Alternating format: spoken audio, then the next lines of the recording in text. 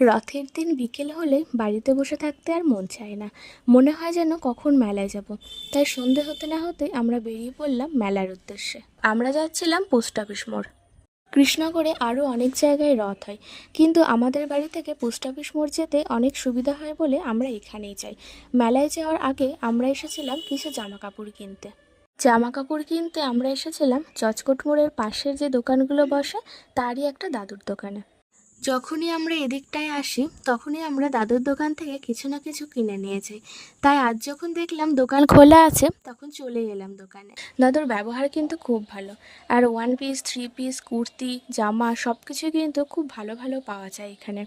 আমরা একটা 2 পিস আর একটা 1 পিস কিনে নিয়েছিলাম। এরপর আমরা চলে গেলাম রথের মেলায়। এখানে কিন্তু প্রচুর মানুষের ভিড় হয়েছিল জগন্নাথ দেবকে দেখার জন্য আর তার রথের দড়ি স্পর্শ করার জন্য। আর অন্যদিকে বসেছে রথের মেলা। কত পুতুল খেলনা ব্যাগের দোকান মাটির কাচের দোকান চুড়িমালা থালা বাসনের দোকান আরও কত কি। সব কিছুই আমরা ঘুরে ঘুরে দেখতে লাগলাম। আর মাঝে মধ্যে যেগুলো পছন্দ হচ্ছিল সেখানে দাঁড়িয়ে পড়ে জিনিসপত্র দেখছিলাম, আর পছন্দ হলে কিনেও নিচ্ছিলাম। এই যে এই দোকানের সরস্বতী ঠাকুরটা কিন্তু বেশ ছিল, আর এই সুন্দর পুতুলটাও কিন্তু খুব ভালো লেগেছিল। ছোটোবেলায় যখন ঝুলন সাজাতাম স্কুল থেকে আসার সময় এখান থেকে বিভিন্ন মাটির ছোট ছোট পুতুল যেমন গোপাল বড় বউ নৌকা কুঁড়েঘর গোপাল ভাঁড় সৈনিক এইরকম সব কিছু কিনে আনতাম। আর মেলায় ঘুরতে গেলে কিছু খাবো না তাই আবার হয় নাকি।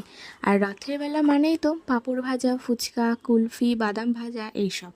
তাই আমরাও বাদাম কিনে নিলাম। একটু এগোতেই দেখি ফুচকা কাকু। ছোটোবেলায় যখন স্কুলে পড়তাম তখন স্কুলের সামনে এই কাকুটা রোজ বসতো। আর ছুটির ঘন্টা পড়ার সঙ্গে সঙ্গেই স্কুল থেকে বেরিয়ে এক দৌড়ে চলে আসতাম ফুচকা খেতে। ফুচকা খেয়ে তারপর দেখলাম পাশেই বিক্রি হচ্ছে মালাই কুলফি। আমরাও খেয়ে নিলাম।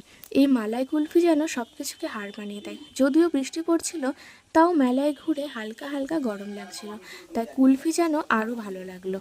সবশেষে খেলাম পাঁপড় ভাজা। রথের মেলায় পাঁপড় ভাজা না খেলে যেন মেলাটাই অসম্পূর্ণ থেকে যায়। যাই হোক, ওই পাঁপড় ভাজা খেতে খেতেই যখন টোটো ধরার জন্য এগিয়ে আসছি ঠিক তখনই চোখে পড়ল ফলের রাজা আম।